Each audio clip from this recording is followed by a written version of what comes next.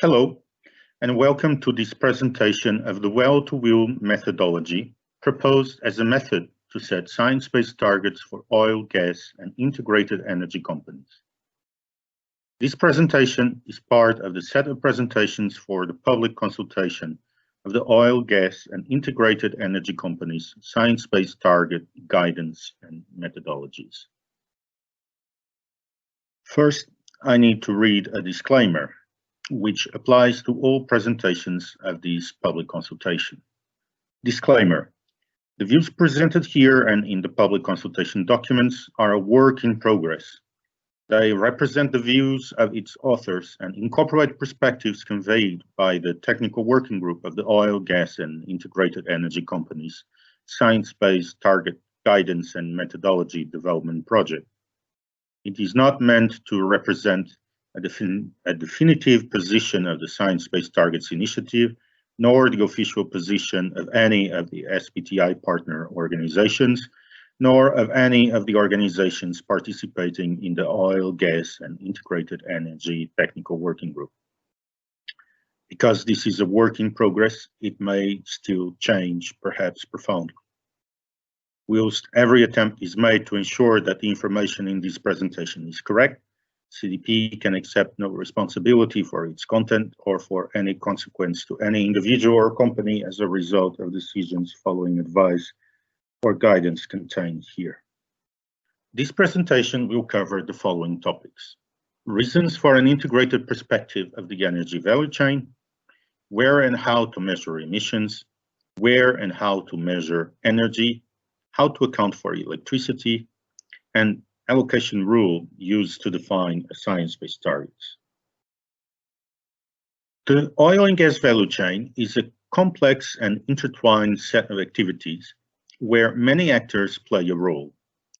One of the key challenges was to find metrics that would be able, first, to reflect the full value chain impacts, in particular the Scope 3 emissions resulting from the use of the final products of the oil and gas value chain, but also the differentiated impacts of upstream products, which can be particularly relevant, for example, for bioenergy.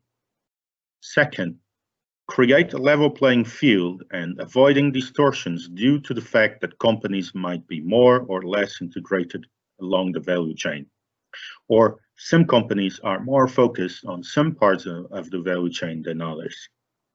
Third, providing visibility to relevant changes of the energy mix supplied by companies away from the more carbon-intensive towards the less carbon-intensive forms of energy. Well-to-wheel methodology seeks to reflect all the emissions across the value chain, from the initial production of crude oil and gas, the extraction step, the well, to the refining of crude oil to oil energy products, gasoline, diesel, naphtha, etc., to the actual combustion of these products for the many purposes they are used for nowadays. It reflects the full carbon intensity of the energy delivered to the consumers, and thus it can work as an intensity benchmark for companies. The calculation of emissions is a key aspect of this methodology, and so we now briefly address where and how the value chain emissions are accounted. In the case of oil and gas activities, there is one common aspect that dominates the entire value chain. The main emissions are related to the product use or Scope 3 user-sold products category. These will constitute around 85 to 90% of all emissions, to which you then have to add the company-owned Scope 1 and 2 emissions for producing or refining or distributing oil and gas products. For companies operating downstream, you also have to consider Scope 3 emissions related to the purchase of products and services related to oil extraction, refining, and transportation, but only up to the extraction stage. Being a well-to-wheel methodology, we do not consider other upstream emissions, for example, emissions related to the production of equipment used for oil extraction, which will be far less than the emissions of oil production, refining, and transportation. Independently of where you sit in the value chain, Scope 3 use-of-sold products dominates the carbon footprint of companies. The emissions related to the actual production of oil and gas are always captured, but will be captured under different scope categories, depending on where you are in the value chain. There will be Scope 1 and 2 or Scope 3 purchased goods and services.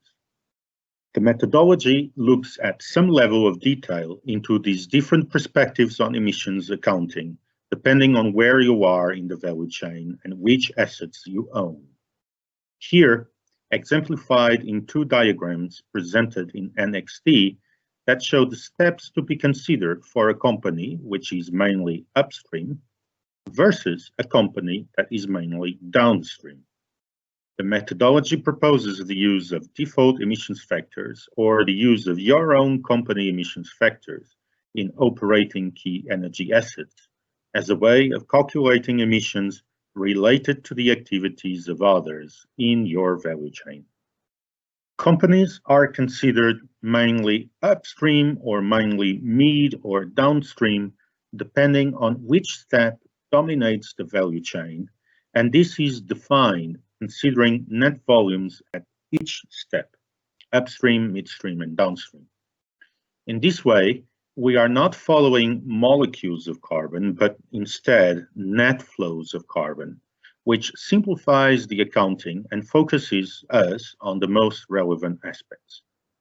This method also aligns with the proposed industry methods, namely IPICA Scope 3 accounting recommendations. The methodology also considers certain aspects related to the alignment of how to account for emissions and scenarios. For example, should we consider net or gross emissions? Gross emissions is more aligned with how we currently do the Scope 3 accounting of oil and gas products, but does not take in consideration future role of carbon capture and storage or carbon dioxide removal. We should at least consider the portion likely to be captured by carbon capture and storage, which implies active ways of considering how it can work with current Scope 3 accounting rules. In an intensity indicator, you also need to specify the denominator, which in this case is energy measurement. A question that has been debated in the technical working group is where to measure energy, and four options were advanced. Measure primary energy. This is the energy content of energy carriers immediately after their extraction from the natural world. For example, the energy content of crude oil. Measure secondary energy, or the energy content of energy products after the refinery transformation step. This is, for example, the energy in 1 liter of diesel after the refinery gates. Measure final energy, or the energy delivered to the end client, which is basically the secondary energy minus grid and distribution losses. For example, electricity delivered to end user after accounting for the grid and distribution losses. Or finally, utility. This is the actual fraction of energy that has provided utility to the end user. For example, the actual miles driven in a car. Depending on where you measure energy, the benchmark intensity indicator starting point and profile will look different. Here, for example, we have the two extremes of primary energy versus final energy, carbon intensity of energy indicators pathways. The technical working group discussed this issue and recommended to measure secondary energy, which will be aligned somewhere between these two lines, depending on how you account for electricity. A special consideration has been given to electricity, which is what we are going to focus in the next slide. So let us talk about electricity. The technical working group discussed how to account for electricity considering two fundamental methods. Partial substitution method, where the primary energy equivalent of the renewable electricity generation represents the amount of energy that would be necessary to generate an identical amount of electricity generated through thermal power plants. The primary energy equivalent is calculated using an average efficiency of these thermal plants. The difficulty with this method is that it does not have a physical basis and it does not represent any real market quantity. And it is difficult to choose what is the appropriate generating efficiency of the thermal plants. We need to assume hypothetical and arbitrary defined conversion loss. For example, you can use the average of a given scenario. This method is more problematic for countries, and in this case, companies also, with a high share of renewable energy, as it will give, particularly in coming decades where the average efficiency is still dominated by thermal generation with low efficiency, it will give a distorted view of the reality of these countries and companies when their generation is actually based on non-combustible sources. And it's for these reasons that the IEA and several other international organizations have now stopped using this method and adopted the physical energy content method. The physical energy content method uses the physical energy content of the primary energy source as its primary energy equivalent. As a consequence, there is an obvious link between the principles adopted in defining the primary energy forms of energy sources and the primary energy equivalent of these sources. So, for instance, in the case of hydro, as electricity is the primary energy form selected, the primary energy equivalent is the physical energy content of the electricity generated in the plant, which amounts to assuming an efficiency of 100%, which is also a challenging assumption, but is the assumption of the method. In the end, the technical working group decided for the partial substitution method due to two main reasons. One, it was felt that this would be fairer for companies producing higher portions of renewable energy. And second, it was considered that it would produce an incentive to shift towards non-fossil electricity.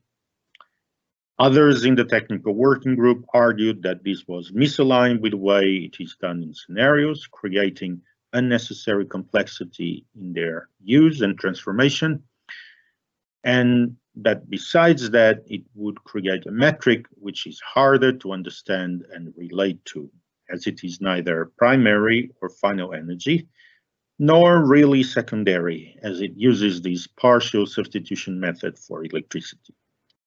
So it's a hybrid of several things. So in the end, the carbon intensity of electricity is calculated by using the expressions in this slide, which contain the following parcels. The first is the calculation of the CO2 from electricity production on a well-to-wheel perspective. So it considers the emission factor of fuels burned to produce the electricity, fuel use, as well as emissions factors for the production of those fuels, upstream emissions up to the well. And this is multiplied by the activity data. This is the amount of energy used to produce electricity or the energy input into production.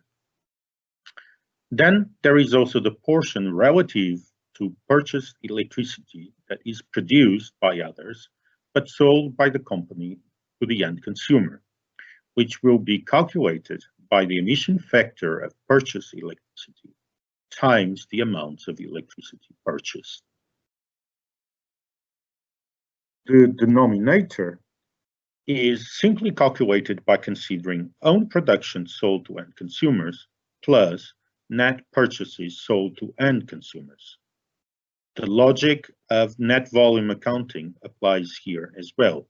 So if a company produces 100 gigawatt hours, sells 50 to other companies, and buys in the market 70, it has a net purchase of 20 gigawatt hours, and it will multiply that by the average emissions of each purchase.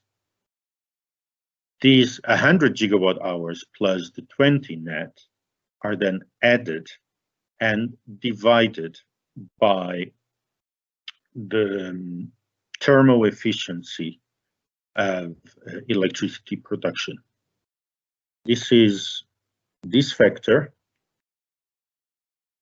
and is related with what we discussed in the previous slide, and it will be always below 1, but as the economy decarbonizes and we have closer and closer to a grid that is dependent on renewables, it will tend to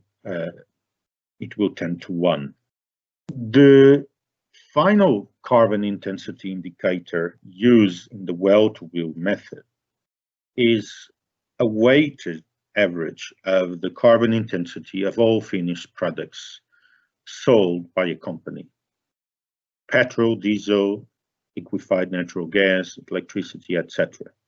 It's going to be expressed in the same way as electricity, but calculated without some of the details I have addressed in the previous slides. Finally, how do we determine science-based targets for a company? We use the convergence allocation approach of the sectoral decarbonization approach, which is another science-based target setting method. We calculate an energy sector carbon intensity given by a well below 2 degree or a 1.5 degree scenario.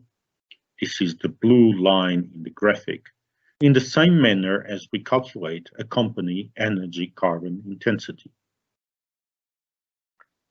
We then determine the company historic carbon intensity, for example, for years 2016 to 2019, and set the reference year of 2020 as the average of the past 4 years. We then define a yellow line, which is the company energy carbon intensity trajectory, by converging its 2020 carbon intensity to the scenario energy carbon intensity 2050.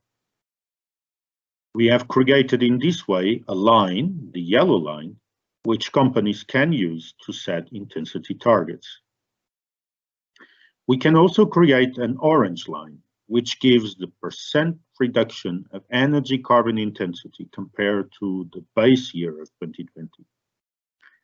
In this example, the company would have to reduce its carbon intensity by around 25% in 2030 compared with 2020, and around 80% by 2050, or have a carbon intensity of 60 tons of CO2 equivalent per terajoule by 2030, and 20 tons of CO2 equivalent per terajoule by 2050. These are well-to-wheel carbon intensities that reflect the energy the company delivers to the final consumer, considering always the maximum flow of energy of the company at each of the 3 steps of the value chain: upstream, midstream, and downstream. This is the final slide of this presentation of the well-to-wheel methodology. I hope it has been useful to you. The next session will be about the least cost methodology. In the next presentation, colleagues from the Carbon Tracker will give an overview of the least cost methodology and how it can be used to set science-based targets for oil and gas companies. This is an innovative approach to set science-based targets, which uses asset-level data and modeling and some principles of energy economics to determine allowable carbon budgets per company, given a certain global carbon budget. Thank you for your interest in this public consultation.